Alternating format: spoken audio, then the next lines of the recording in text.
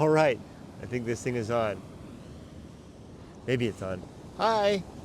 All right, we're back at the beach for another live book reading of Going Alone, my book. So today I'm going to be reading from the chapter called The Writing Bridge, which is the story of the place where I wrote the book. Looks like the connection is a little bad. Hold on.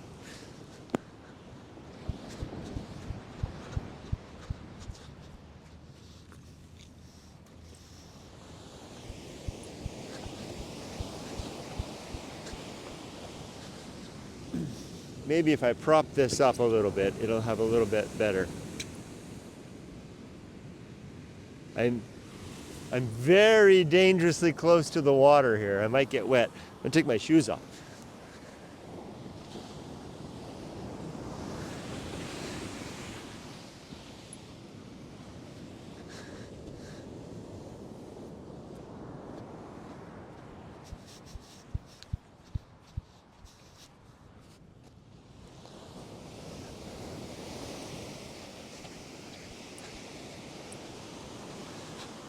All right. This chapter is called The Writing Bridge. It's a story about the place where I wrote the book. Let's read it, shall we? Okay.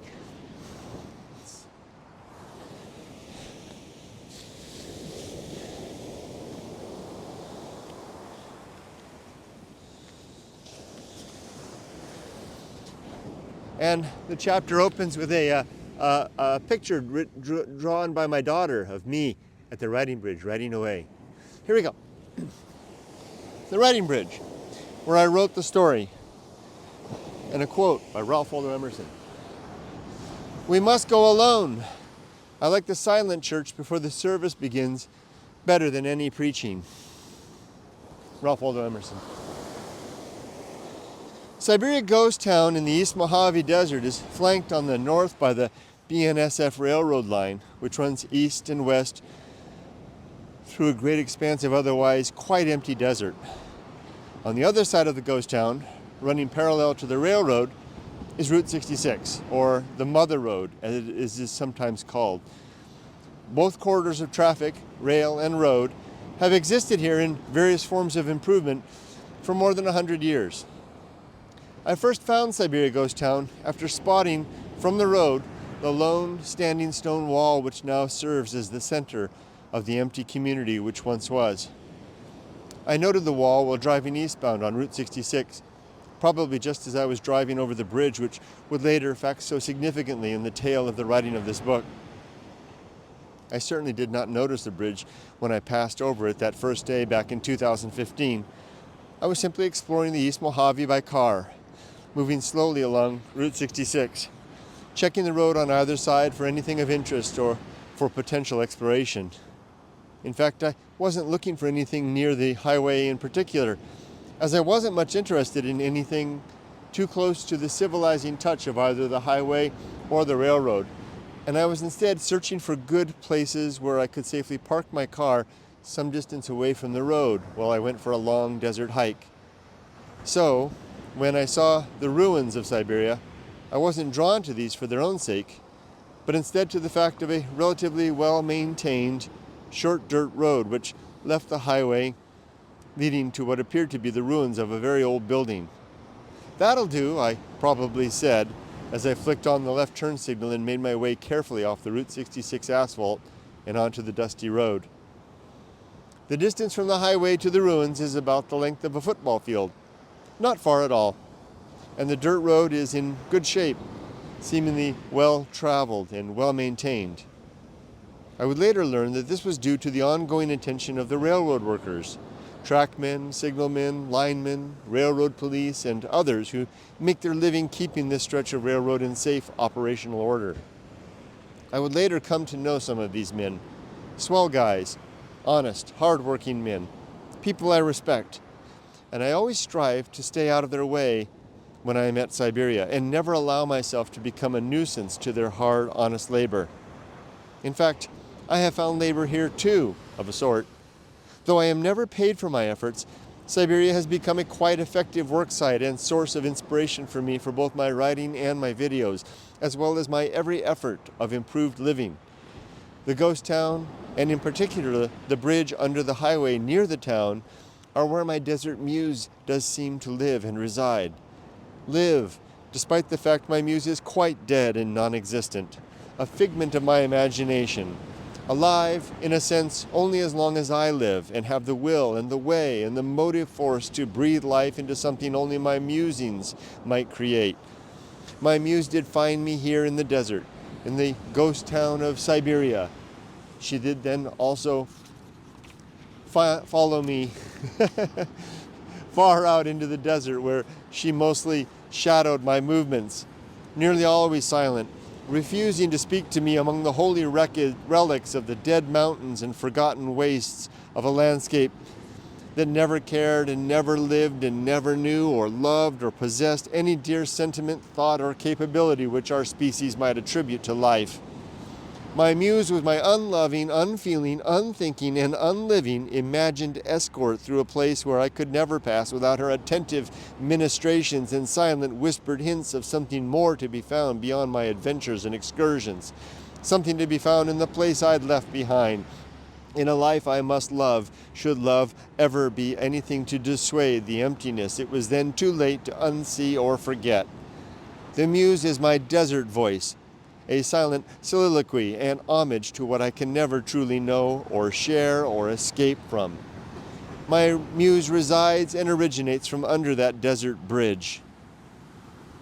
So, what part of the bridge at Siberia, what part does the bridge at Siberia play in all this? Was there some poetry to be found beneath the girders and beams holding up the highway? Did the muse follow me from somewhere else in the desert or Japan to the place in the shade beneath the road? Does my muse live there still while I am away? Can the muse be found there after I am gone, or if someone ever came with me to the desert? Why the bridge? What role does that place play in this story? Shade and shelter are the answers. A refuge from the heat and fury of the desert summer. I came to the bridge out of necessity, and then discovered a place of catalyst for what I might immodestly call my art. The first time I went to the bridge, I did so simply to get out of the sun and escape the heat. The heat, so impossibly intense there in the deep East Mojave during summer. There's truly no rest from the blaze in the open desert. The sunlight out there can surely kill. So much energy piling across whatever skin is exposed. A real threat, nothing to take lightly. So, on a very hot July day in 2016, I decided to pack some water and a few necessities and hike the quarter mile to the nearest of the two bridges, which I could see supporting Route 66 to the east and west of Siberia, where flash flood arroyo crossed under the road. The first time I did this, I went to the bridge to the east of Siberia.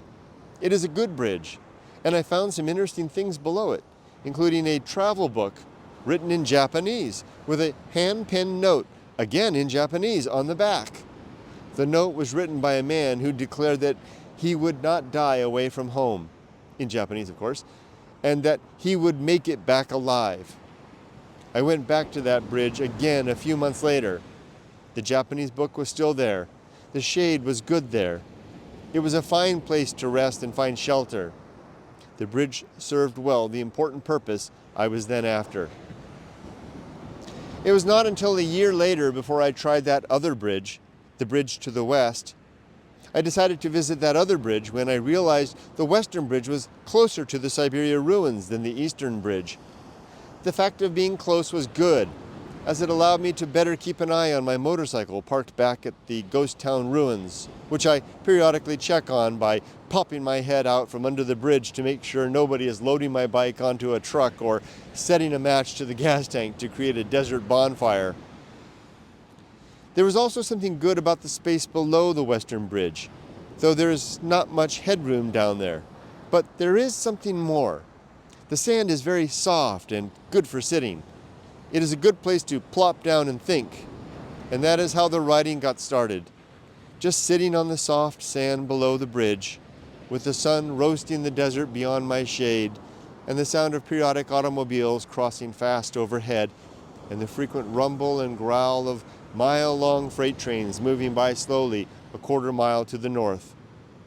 This setting under the western Route 66 bridge became my place at Siberia Ghost Town, a sort of circumstance and atmosphere where I could cultivate and get to know better the muse I'd met earlier out there at the edge of the blank desert wilderness. A dead muse who seemed willing and able to follow me sometimes to the places where I go and where I am willing and able to think. To think without much distraction I cannot willingly ignore. To think where the conventions of my kind and the ways of our collective consensus appear as weak sentiments easily put aside in favor of whatever else can be proven more sound and compelling. This is the bridge where I wrote much of the content found within Going Alone, especially the content under the heading Notes from My Muse. This is the bridge where I discovered the solution of developing a life of meaning in the face of a universe which seems so far devoid of intrinsic meaning or purpose beyond the mute scope of survival, and the worthy act of passing our life from ourselves into those who will soon take our place. This is the home of my desert muse, and the place where I found the words of the story I do now choose to tell.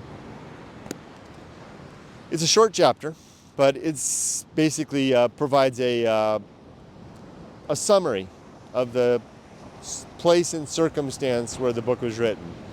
I encountered the muse further out in the desert. It seemed to live there under the bridge. It wasn't always there when I came, but if I stuck around and tried hard enough, it would usually come back. There was also times where it followed me back further to the city, including back all the way to here. And at those times I was able to enjoy its inspiration for a short time. But for the most part, it was always out there in the desert. It never really existed, by the way. It's all in my head. And with that, I'll sign off. Thanks for joining me. I'm going to pop into the ocean now and go for a swim. And then I got a day ahead. My family and I are going to be enjoying a bit of Los Angeles. An experience of it before we begin folding in this life and saying goodbye to this life that we've lived here for so long, a whole decade. Take care, everybody. Be safe, but not too safe. Bye-bye. Thanks for joining me, by the way.